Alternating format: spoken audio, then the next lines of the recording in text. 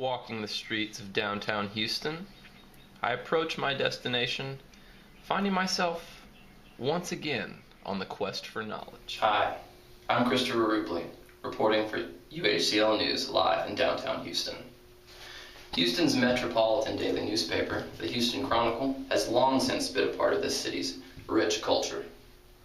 Today, I'll be interviewing Loren Steffy, the Houston business columnist at the Houston Chronicle, as well as the author of the book Drowning in Oil, BP and the Reckless Pursuit of Profits, in an attempt to understand the responsibilities and effects of a newspaper columnist.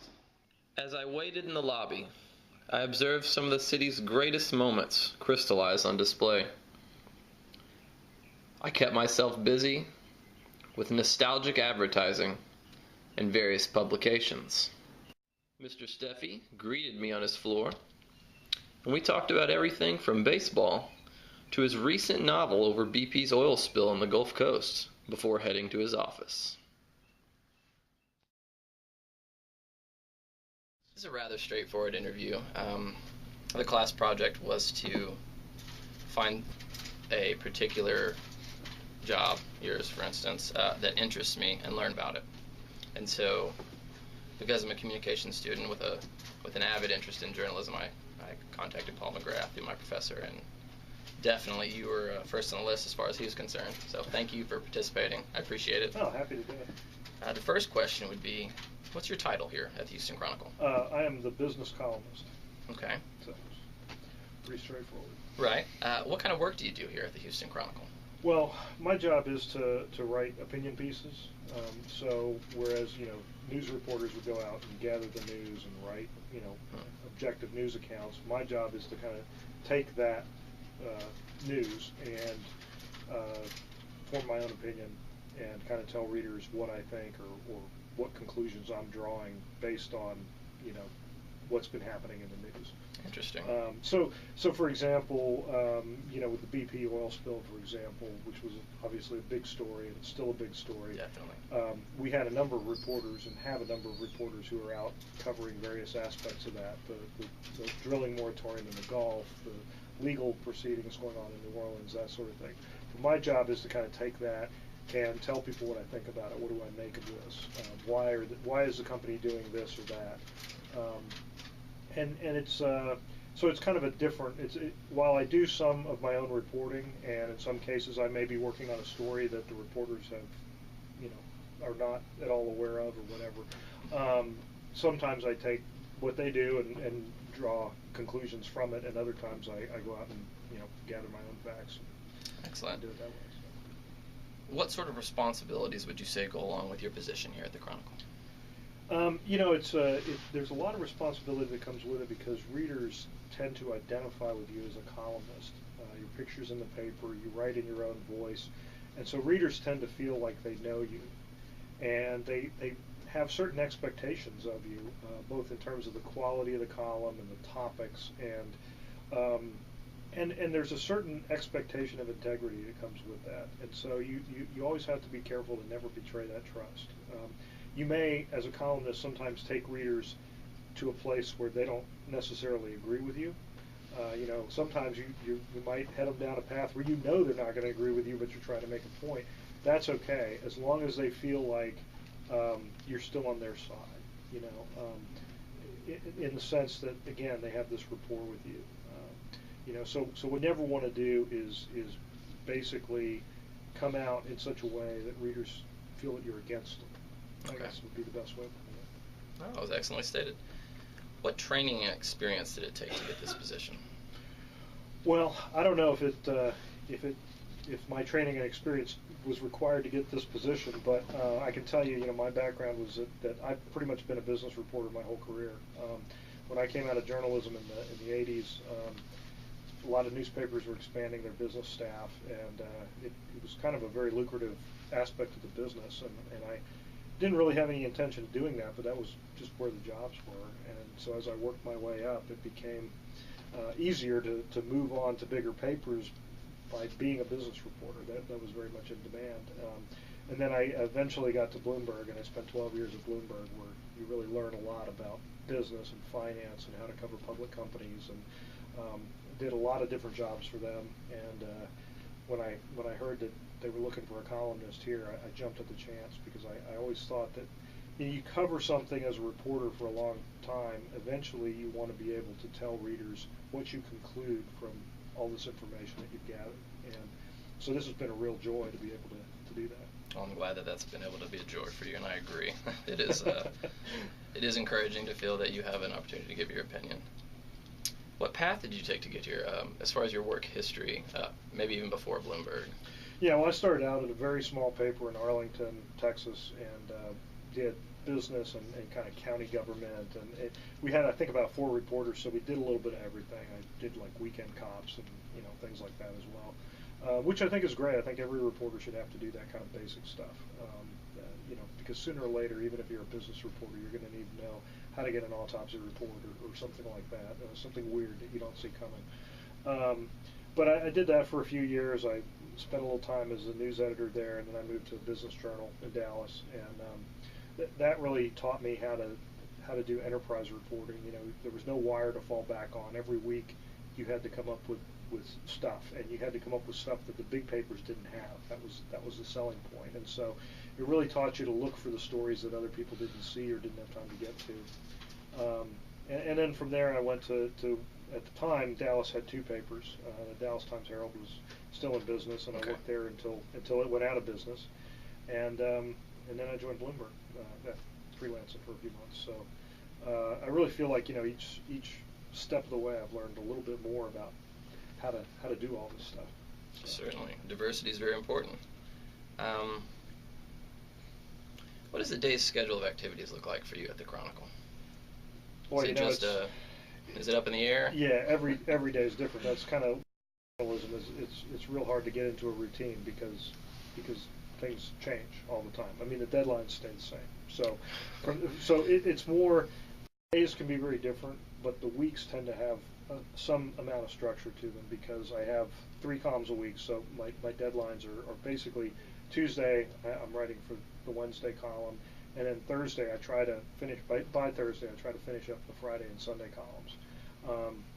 And so my week is very much dictated by those deadlines. And so on any given day, I mean, I usually start working around 6 a.m. or so. I get up and I start doing stuff for the web, because I do a blog and that sort of thing. And then, you deal with all the kind of usual, emails and things like that.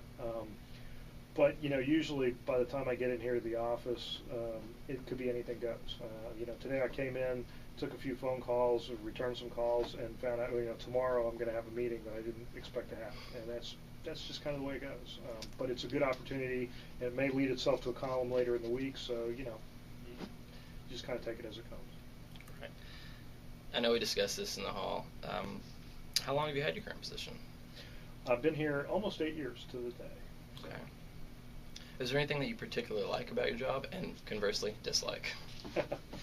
Well, what I like about it is the chance to write my own voice.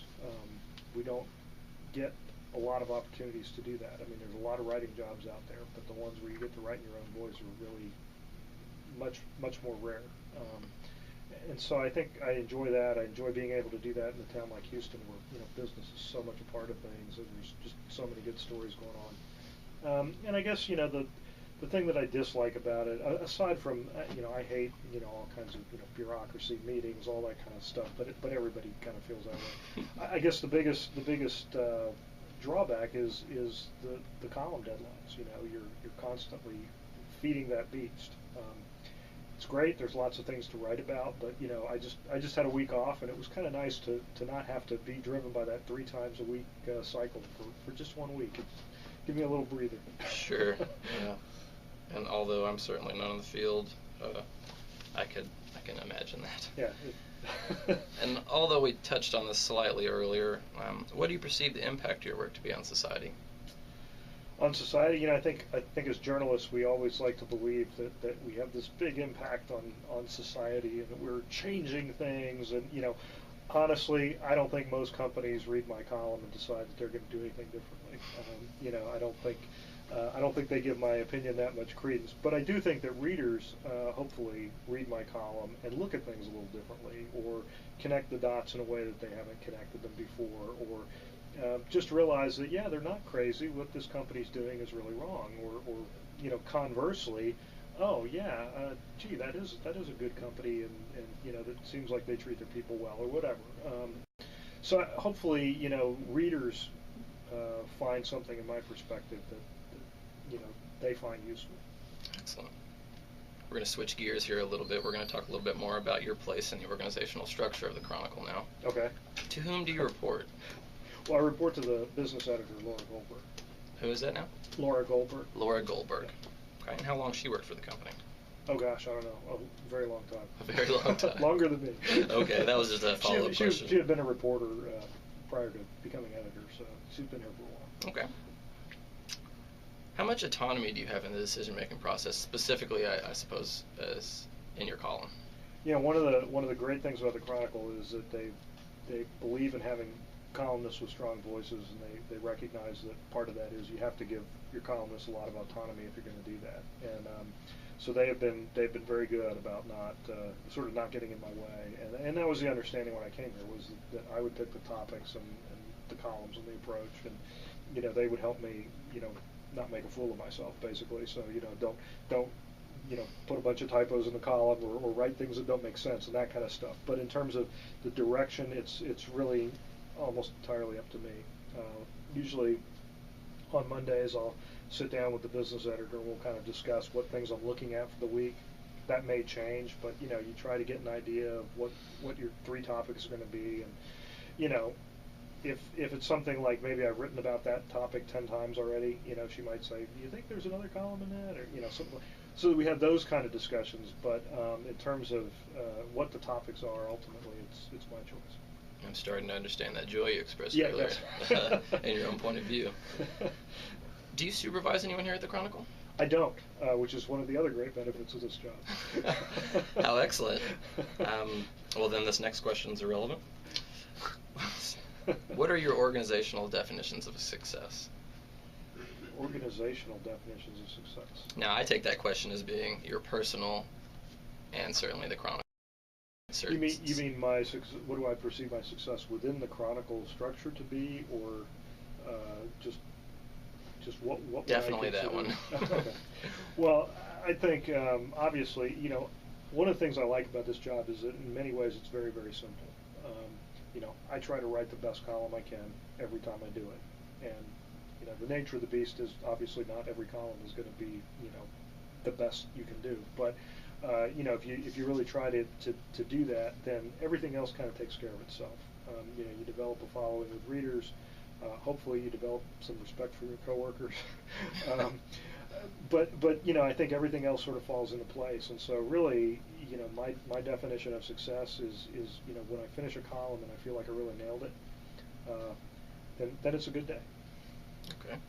Pretty simple. And for someone in your organization, what's expected of them to be considered successful? Well, I think within journalism, different people have different definitions of success. Some people want to move up in the hierarchy. They want to be editors and managers and that kind of thing. I've never found that to be terribly satisfying, quite frankly. I spent a little bit of time as an editor early in my career, and I used to come home and my wife would say, well, what did you do today? And I'd have to sort of really think about it, because if it was a good day as an editor, you kept a lot of bad things from happening, right? A lot of mistakes from getting in the paper or whatever. I just didn't find that nearly as satisfying as writing and actually getting out and talking to people and sort of being in these stories and figuring out what's going on. So I think it depends on the person. Some people want to be the best reporters they can be. Some people want to be columnists. Some people want to be editors. If you like climbing to the top, then it's definitely an uphill battle, and there's probably fewer and fewer of those jobs available. So certainly in journalism, absolutely, it's a beast of a field to get into. So I've been told. Yeah, and I think it's changing a lot. So it'll be interesting to see what happens in the next 5 or 10 years, and it may get easier to get into and harder to stay in. Possibly. With what other organizations do you regularly interact? Other news agencies, or any other particularly? Well, my column's carried in a few other papers. I mean, it goes out over the New York Times wire, so it will appear in other papers, but it regularly appears in a paper in Florida. And so I deal with their editor from time to time. He'll ask me. They usually, I think they run it once a week, so they'll pick one of the three each week and decide which one they're going to run. And sometimes they'll have a question or something. So I deal with them. And, of course, we have sister papers, Nurse Chain. San Antonio, we work very closely with them. Beyond that, it's just more sort of casual. Over the years, you make a lot of friends in this business, and everybody moves around. So I talk to people in different places that I've known, worked with before, that sort of thing. And that's a healthy amount of diversity.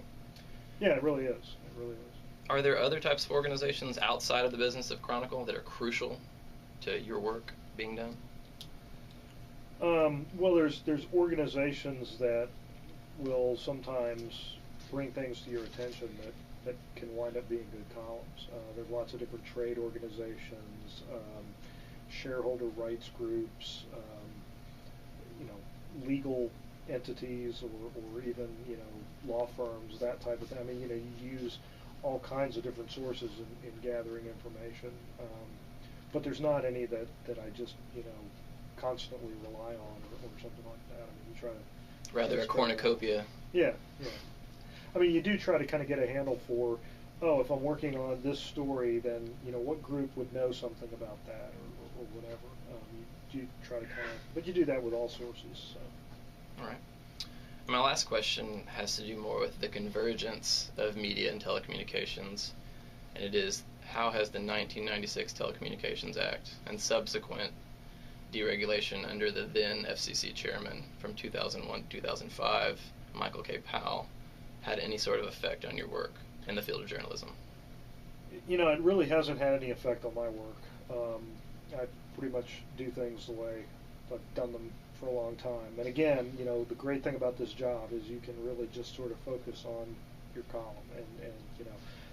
But I do think that the issue of convergence is one that we're all dealing with in various ways. Obviously, the newspaper industry has spent a lot of time trying to figure out how to make money on the convergence issue. And I do a blog, so I'm out on the web, dealing with stuff, and it's, I get up a lot earlier, quite frankly, than I probably would otherwise, to deal with that. And I think that all news organizations are having to kind of make that shift. I mean, in some ways, newspapers are all becoming wire services in the old sense of the word. That idea that you're constantly writing, and you're writing fast, and you're getting something out there, and you're updating, as opposed to writing a finished piece and then putting it out there. And I do that even with my columns. A lot of my columns start as blog posts, and they'll be maybe truncated or shorter versions of things that I will then expand into a column and put in the paper. Some of our reporters here, it actually goes the other way. They may write something. They may have a very long Q&A interview that they put the whole thing up on the web, and then it has to get edited down for print. So a lot of those interactions are changing, and I think we're still kind of feeling our way on some of them. Okay, so the social media is definitely giving you guys.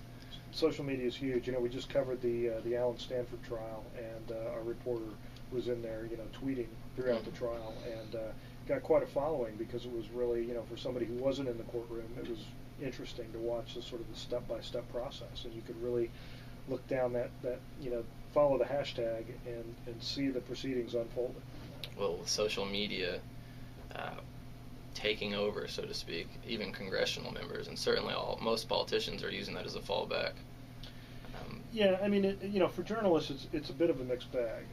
You have to be really careful, and we've seen a number of journalists that have gotten into problems because they tweeted something that was inappropriate or concerning a libel case. Well, not so much libel, just the Roland Martin situation, where he sent out a tweet during the Super Bowl that was deemed to be inappropriate or offensive or something, and well, he didn't mean it, he didn't really think about it before he said it out, and that's the danger of something like Twitter. Your impulses kind of go out there and get preserved forever, and I think companies are, all media companies are pushing their people to get out there and do the social media thing, But then when something like that happens, you see them back away very quickly.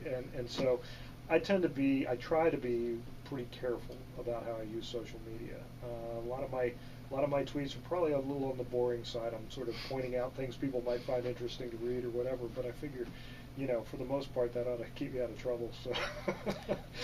This is another follow-up question just to that. Do you think that if you weren't a journalist that you would be on any social media site whatsoever? I don't know. It would depend. I think. I came into social media primarily because of my job, and so I would think that the answer to that would probably be if I wasn't a journalist, I'd be doing something else, and if that required me to be involved in social media. But the whole sort of narcissistic aspect of it, I don't really feel a need to tell the world. Even as a columnist, I don't feel a need to tell the world every little thing I'm doing, what I'm eating for lunch, that kind of stuff. I honestly can't imagine anyone would care. You may be right. I'm not saying that we don't care about you, but I personally No, it's okay, agree. really. I personally agree. The only reason that I've now gotten back onto Facebook is because of my communications degree, because I understand that I need that perspective of others to bounce my ideas off of, but otherwise I wouldn't be there, and I certainly don't make status updates. Facebook is a little bit different. I don't do a lot on Facebook, but I have a professional page and then a personal account. And the personal account, it's nice. I stay in touch with a lot of people from college and even high school, and relatives and all that kind of stuff. And that's sort of a whole different aspect of things. But professionally, again, I have sort of this what used to be called a fan page. I think now it's called something else. And and it's probably not all that exciting, but a lot of people that follow it like it because it's a way they can kind of keep up with my blog posts, my columns, anything that I'm doing, all kind of winds up getting linked to there, and so it's kind of one-stop shopping for the people that don't want to follow me on these different platforms. Okay. Well, I think we're done. Okay. Well, that was easy. It was easy. I didn't imagine that it was going to be taking up a lot of your time, and I was hoping that it wouldn't, because I imagine you're quite busy. Well, Mondays are a good day because I don't have a column deadline. So, as I said, everything's kind of dictated by that. So. I do really appreciate you letting us come in and interview you today. Happy to do it.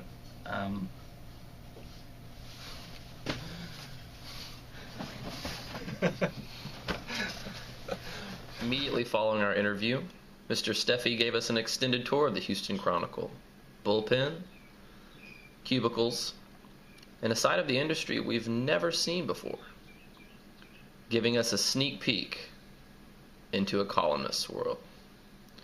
And I think it's safe to say, you never know who you might run into at the Houston Chronicle. So we gathered our thoughts and headed back to the studio. Today's interview, while eye-opening, provides more than a window into the life of a newspaper columnist. I hope it provides you with more than an in-depth realization of one of the spokes in the modern media's wheel of influence on public opinion. Reporting live from the Houston Chronicle, I'm Christopher Rupley, UHCL News.